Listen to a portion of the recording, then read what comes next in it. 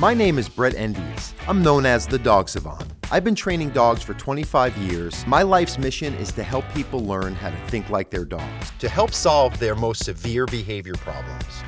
In all these years training over 15,000 dogs, there's one thing that I've learned. People need to learn how to understand their pets. And I'm gonna help you learn to do that. Olivia is a dog who struggles with insecurity and socialization issues. Her owners are at wit's end with the resulting barking and reactivity that has developed because of this problem. So we're here in Hollywood. We're here about to see Olivia. Olivia It's a Lhasa Apso mix. She has some problems with not allowing guests coming into the home. She reacts to them, has bitten a couple of people. We're going to work on this. We're going to help get some resolve to these issues that the owners are experiencing with their dog.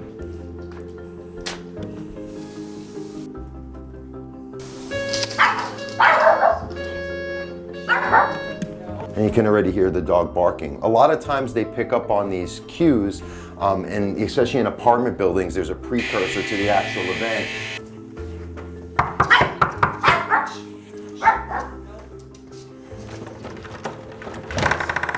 Hi, I'm Brett. How you doing? Hi, So nice to meet you. Who's this? As you can see, Olivia is becoming very insecure and overstimulated by my arrival. Her owners reported to me that this is something that has been going on for quite some time now. So she does a lot of barking at strangers, and sometimes even when we're walking her, she will sometimes bounce at strangers. She's a little overstimulated sometimes. If trucks go by, she tries to run after the truck. She keeps waking him at night because when she hears people come to the laundry room, which is right next door to our apartment, she will keep barking nonstop until we come out to her and tell her to stop. It sucks when you have a newborn and your dog keeps waking up the baby. Do I want to throw her off the roof, or do I just want to keep her? Nothing wrong with Olivia. Olivia is a great, smart dog. Her only issue is she's wired in a way to be a little bit more sensitive than average. It's something about sound that triggers her, because she was actually a stray. And I found her in the inner city hood of Oakland, you know. And there was, I'm guessing for her just to survive out in the street, she would sleep under cars, and she was doing a whole lot of different things. So I think she just kind of carried that idea of this is how I have to protect myself. So sound really stresses her out. Absolutely, and a lot of times she's learned that a certain type of sound, if she goes away from it, she again is intact because of it. She stays alive. So we have to teach her, and sound creates these vibrations that's how whales operate with sonar. Yeah. They can actually feel, and that's how they can communicate. Dogs can get into that zone too, and that's just like our human psychology. There's things that maybe in our childhood or certain situations we had been through that weren't so safe for us. We had to use these coping mechanisms to either navigate it, to stay afloat, or to just psychologically cope with what's going on around us.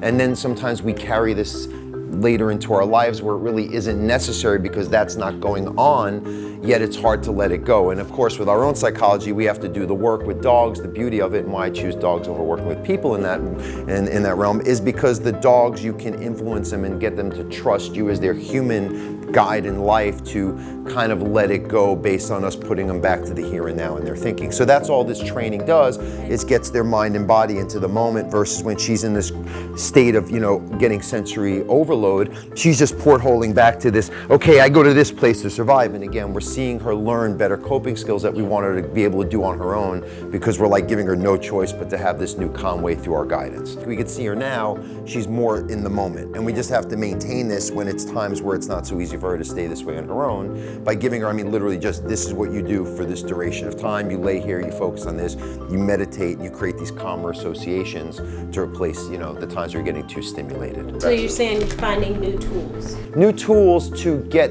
to the same means to an end, which is to get through the day and become aware. The dogs, they can just see with their own eyes that this feels better, this is easier, and I can trust that by not just grabbing onto that old finger hold of the way I used to do it, it's okay, and you're just letting it go little by little. That's why we want to be thorough, because she'll still feel that if a version of overreacting to the everyday coming and goings of life is still valid, why not carry it over to a bigger, more, potentially life-threatening coming and going if we're seeing a new person or something out on the walk in an unfamiliar environment. That's because she needs something to do, right, to keep her busy? Yeah, and she needs to feel this literal commitment to, let's say, a down command, where the down command is so connected, mind and body, where her mind is just going down, down, down, with the same intention that she would put towards the reaction. I always say it's like fuel. Your fuel can power an engine or it can burn down a house. That energy has got to go somewhere.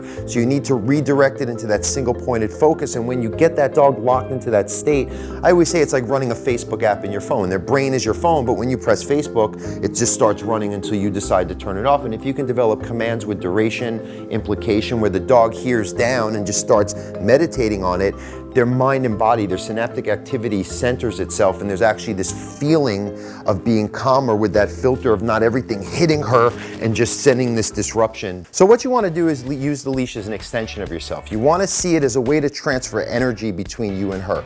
You want to see it as that telephone game where you're using it to send these vibrations, to send a signal to her so that her mind can connect this way, not externally. So what we're going to do is we're going to do some placement training. So I'm going to have you walk her, and the let's go is the same state of mind as the down. You're moving her with a sense of purpose and a focus-based way of flowing through an environment connected with you. So you're going to tell her let's go, we're going to do a lap in the living room, and then we're going to bring her back to the target, and then we're going to maintain her in a down state while we do other activities to teach her how to maintain a calm association that's non-reactive. Let's go.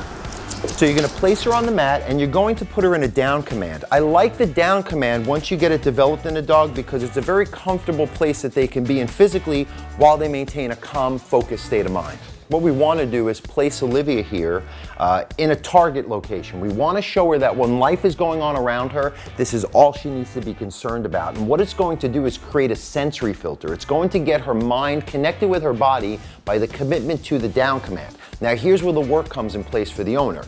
She has to show her dog that while she's doing her human stuff, she sees the need for her dog to work for her simultaneous to while life is going on around her. And that's what makes it difficult for people because dogs are on a different plane of existence while we're living our lives around them. And that's where, if at least initially, for the first few weeks of our training process, we can get this ramped up. We can get them in this place where they're seeing that they are here to serve some purpose and it's clearly defined, even if we're using something as obvious as a target, so that if she gets up from whatever location, we bring her back and replicate our original intention. It's going to start creating these new calm associations to replace the times where she was overstimulated, reactive, and too caught up in everyday life going on around her. So you're going to now imply the command. You're going to tell her down and make it official. So now she knows that her thinking is controlled by your command, the job that she has to do.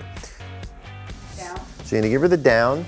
And that's that. We don't have to tell a dog stay. Once they hear a command, it's implied. So you want down to mean down. We want sit to mean sit. There is no need for the word stay in dog training. Dogs do not think in language, they think in implied association. So if you can put them in that state of down, like I had said before, it's like you press Facebook on your phone, that app is now running. What we want to do is create this duration and placement so that this can build to an indefinite, place. But what we start doing with the dog is teaching them that when we say down, the only thing that you are going to commit to is that command until it's completed the task. So what we're going to do is we're going to walk away, and your goal is every time she gets up, you're going to bring her back to the target. You're going to show her the context now that no matter what she wants to do to be concerned about the human condition, all she needs to focus on is her job. Something very simple, to the point and concise, the down command.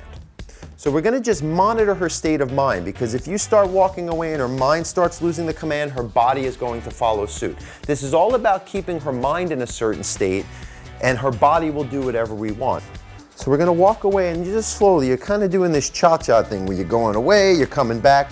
Dogs are very, very smart, too smart for their own good. So what they're going to do is wait till you turn a corner and you're not making visual contact. They want to see every step of the way if they can trust these commands as something they can lock and load into to replace times where they thought they had to stay on their agenda.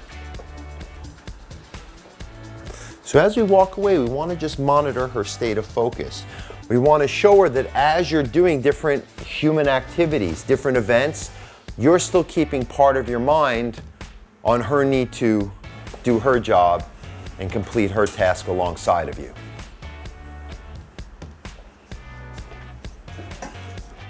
Good, and you just build up the intensity, the amount that she perceives you to be distracted. And when you feel you've got her to her best potential of staying in place, so now you're going to come back to her and you're going to reward her for maintaining that state of calm focus within the command while you were doing your regular activities.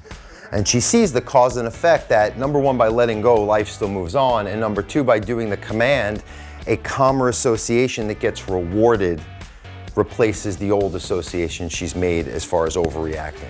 So Olivia's a great dog. Really all she needs is some structure in her everyday life and she's going to thrive.